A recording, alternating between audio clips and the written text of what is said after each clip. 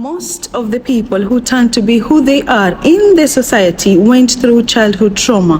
They either didn't talk about it at all, or they came to talk about it when the effects had already taken place. On today's episode, we'll be discussing how to heal from childhood trauma, different types of childhood trauma, how to deal with childhood trauma, and can we heal? As adults, can we heal from childhood trauma? And niko na mgeni wetu, our guest. She was here with us on our last episode, na leo amekuja tena to discuss about childhood trauma. Welcome, Ustadha Fatma. Okay, assalamu alaikum wa rahmatullahi wa barakatuh.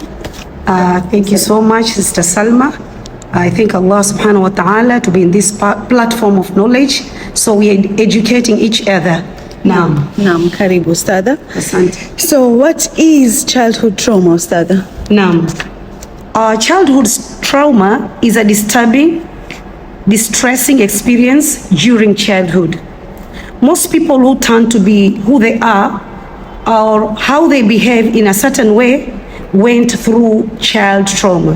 Yes. They experienced very emotional, painful and distressful childhood trauma. Yeah. I think it's like a wound, It's like a wound that hasn't healed. Ama it's like a wound ambayo umekaa nayo for so long na umekuwa sasa mtu mzima una family, bado ile wound inakuumiza pole pole. Now what are the types of childhood trauma? We have 5 or 6, but because of time to discuss only 5 points. The first one is sexual trauma.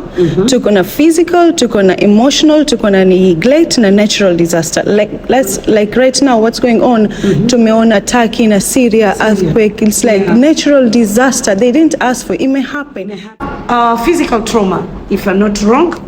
Yes. Physical trauma we've seen in schools kwamba wazazi wanakwenda kucomplain mtoto wao amepigwa paka hii maguu yake hawezi tembea.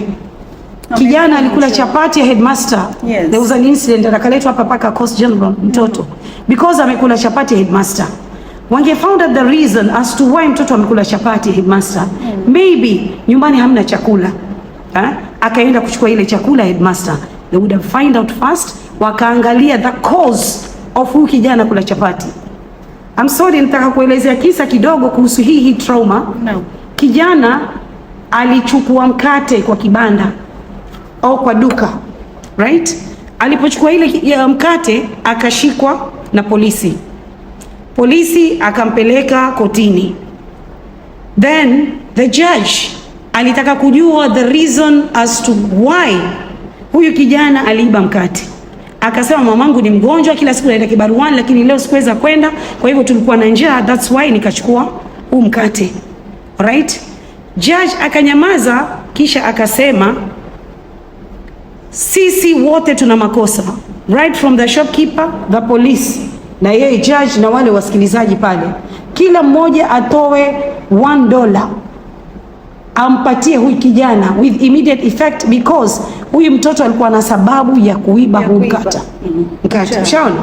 Kwa hivyo alikuwa yeye asipigwe na ule polisi, asipate hii physical beat. Alright? Then we have sexual trauma. Hii mara nyingi utakuta trauma hii inasababishwa na mjomba, kaka ama family members, hata babu pia. Rape. As a kid mtoto amekuwa raped paka amezoea. Yes. Alright? Yes. Lakini ile inamsumbua katika akili yake. Ni jeraha, because trauma ni jeraha. Niko na mama mmoja mtu mzima alinielezea, asema alifanywa hilo jeraha na mpaka leo hatamani kuolewa, hatamani mwanamume. Naam. Then we have emotional, natural trauma. Okay. Alright? Disaster. Natural disaster. No. Right? Hii natural disaster can be fire. Take an example for recent zilzala, hii earthquake in Syria na Turkey. Right? Yeah. Mama ameenda kazini au baba ameenda kazini, akirudi nyumbani nyumba imeporomoka. Right? Kitu kama fire. Right? Ghafla hii hukutarajia. hizi ni kitu natural zimetokea kwa kadari ya Mwenyezi Mungu. Ama suicide, like suicide, a loved one dying by suicide can leave a very deep wound in a child, especially ikiwa ni parent. Umelala ukiamka unamwona mamako anahang from the ceiling ama anahang kwa mti. You know, this is very very emotional kwa mtoto. Kumwona mzazi wake, mamake ama mume wake amecommit suicide. This is very, it's like a very deep wound. Baadaye unajiquestion, maybe ningefanya kitu to prevent this. Huyu kijana ambaye aliua babake akamweka kwa gunia.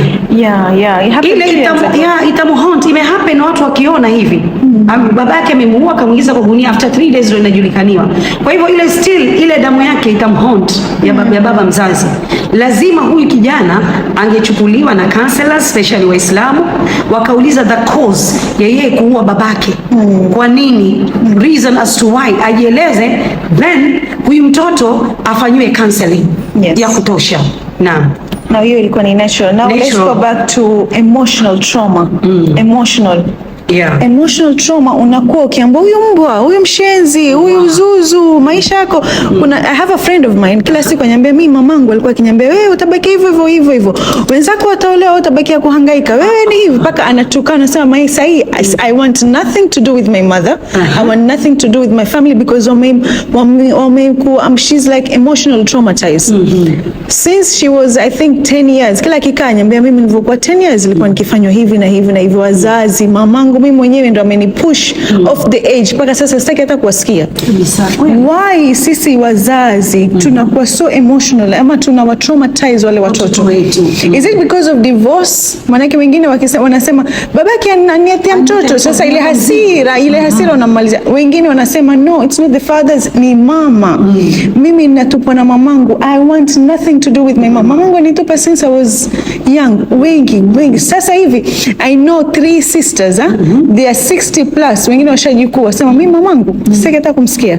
Allah alinitupa, hakunijali, na muone she's living, she can afford, she was not there. She has nothing to do with her. She wanted nothing to do with me. So why ustadha, wanawake wanatupa watoto wao? Why? You know, you unamu traumatize ule mtoto, you don't realize the impact. Baadaye ndio inakuja. Na sasa hivi naona majority wanawake in Mombasa, they were traumatized by their own mothers.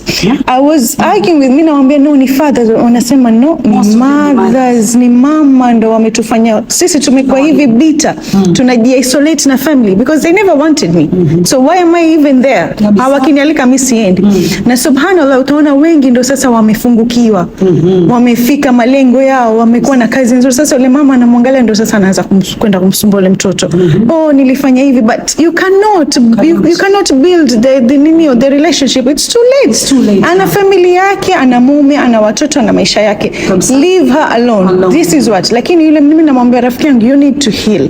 Bring her back. Give her a chance. Akasema it's too late. Sasa hii emotional trauma na tunalieleza ni kama jeraha la kijinsia. Na most of the time kweli linatoka kwa mzazi mwenyewe.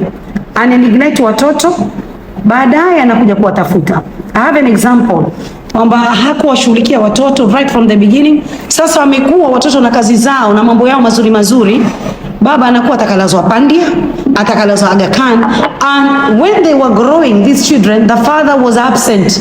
Sasa hao ndio wale absentees fathers, right? At the same time, we have mothers who also traumatize their kids, their children emotionally. Mfano, mama amezaa mtoto wake, right?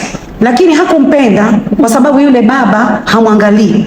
Kwa hivyo yule mtoto anakuwa traumatized by the mother. Babako yote ni yeye, kama ni hivi. Niko na msichana alikuja kucomplain kwangu, akaniambia mamangu huyu hanipendi. Kamwambia reason kwa nini mamako hanipendi? Na mama yuko pale lakini hasikii tukizungumza. Akaniambia because aliponizaa mimi ndio aliachwa na babangu. Kwa hivyo ule uchungu wake wote ni mimi. Mimi nazaa peke yangu, haji kuniweka maini, haji kukana mimi and say hanipendi. Umeona tuko hapa pamoja katika issue ya family, lakini hana jicho la kunishuhudia. Mshaona? Kwa nini mzazi afanye hii? Kwa sababu hana kosa lolote yule mtoto. Mtoto anjipate kwa duniani, mamangu ni huyu, babangu ni huyu. Kwa nini wewe unamneglect? At the end of the day, ashakuwa mtu mzima na mashughuli yake, sasa unajileta huyu ni mwanangu, na hali pengine hukumlea kabisa. Wacha wale watoto wa kutupwa. Wanatupwa wale, wakishakuwa mama anajitokeza. Yule mwanangu, yule mtoto. ifanyie nini. Kwa hivyo hii jeraha la kijinsia, hii emotional trauma ni mbaya sana. Yeah. Naam. Tuko na neglect. Naam. Unamneglect mtoto wako, you're there, ama wako wawili watatu, so wawili wanakuwa favorite, mmoja ndo anakuwa neglected kabisa, ama mmoja kama anazaliwa rangi tofauti. Unalizungumzia vipi swala hilo Ustadh? Naam. Swala hili muhimu sana na liko katika society yetu. Nimezaa mtoto mmoja mweupe, mmoja mweusi. Nitampenda yule ambaye ni mweupe na huyu ni mweusi, na yeye ametoka katika tumbo langu, ama kwa sababu huyu ananiletea kipato, alright, yule haniletei chochote, sasa naanza kumtraumatize. Priority ya mwanzo nampatia huyu, nikisafiri nasafiri na huyu, yule namwachia watoto, namwachia jikoni, huyu anaingia, yule haingii, kwa sababu yule hana yani kipato chochote anachokuletea. Ama huyu kwa sababu ni mweusi, ama hakusoma. Nilikuwa na mwalimu nisomesha naye, sasa kutaja shule, akiniambia mimi niko na mzazi wangu ameni-traumatize mara mbili. Mara ya kwanza nilikuwa mdogo, nikapata period mapema. Wakati nilimwambia, alinitukana, akanirukia, akaniambia hakunieleza vizuri. Imagine mpaka amekuwa mtu mzima, tuasomesha naye pamoja, bado anakumbuka. Mamangu, mimi the first day I got my period, vile amenichukulia, aliona labda huyu alifanya vituko vyake ama nini, na alikuwa ni mdogo. Ya pili, my mom used to call me wewe ni academic dwarf. Academic dwarf maana yake nini? Wenzako wote wana perform and you are not performing. Imagine umwite mtoto wako dwarf. Si haki kama mzazi.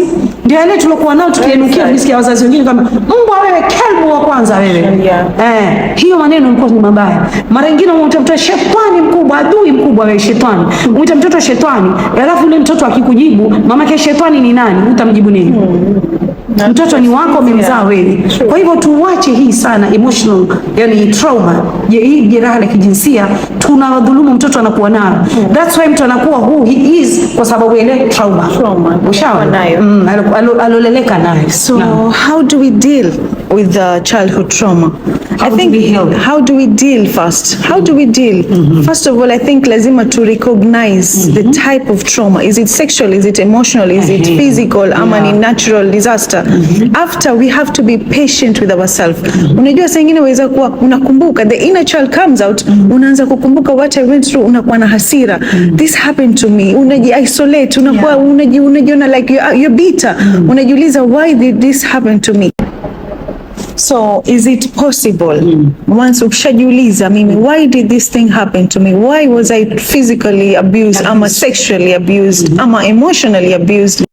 Like, why you become bitter, so bitter with, even baadaye unamwona kila mtu ni mbaya, hutaki kuolewa, hutaki kukaa kwenye relationship, you start becoming bitter for no good reason. So is it possible to heal? So how do we heal?